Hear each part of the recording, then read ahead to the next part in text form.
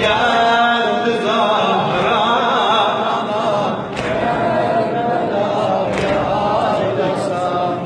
Benim ağam öz ağam, var yürekte söz ağam. Ben sensiz düzenmirem, sen bu derde öz ağam. Haydar öpen ellere düşman vurdu göz ağam. Haydar öpen ellere düşman vurdu göz ağam. Aktardım bu halı her gece gündüz ama şükür ola kollarım. Allah şükür ola kollarım. Hak yolunda kahrolur, su yolu gözleme, gözlerim akan dolu.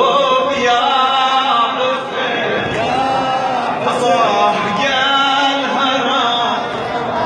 harasan gel.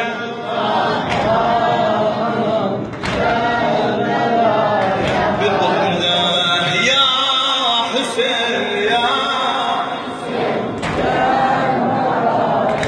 harasan gel Zahra Kerbela.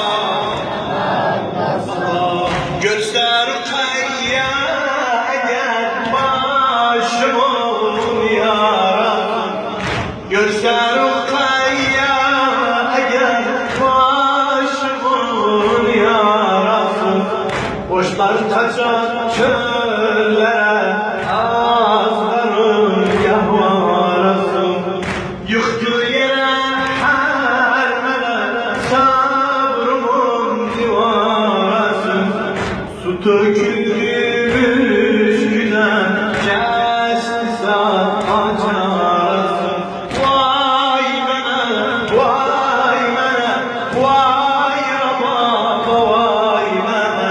Gel yolum gözlerim kurban sana ya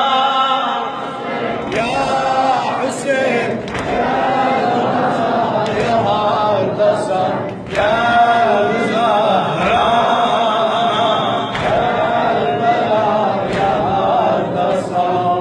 Düzenli bende olan, düzlü belehli olan pehlevanların başı. Dava günündesine kahramanların başı. Boyulsun bu destanların başı. Kolsuz alanların baş yaraların başı. Yardılar başımı bir ağır havul ile. Düşmüşem toprağa yaralı vücud ile. Ya Hüseyin, yardasan gel Zahra. Ah ben seni ey Yusuf satmadım ahırıma. Ben seni ey Yusuf satmadım ahırıma. Kaldım boyandım kana, minnet olmasın sana.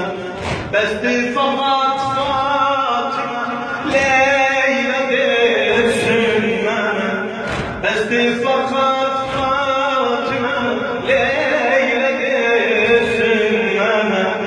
O seslensin can bala, mende değil canana.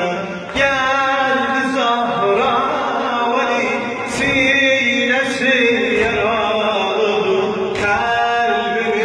Kalbim yaralı.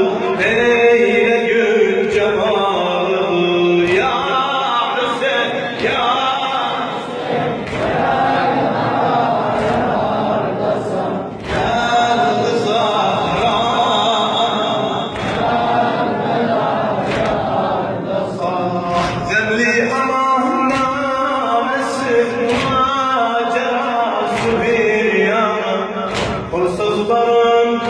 yıldızlar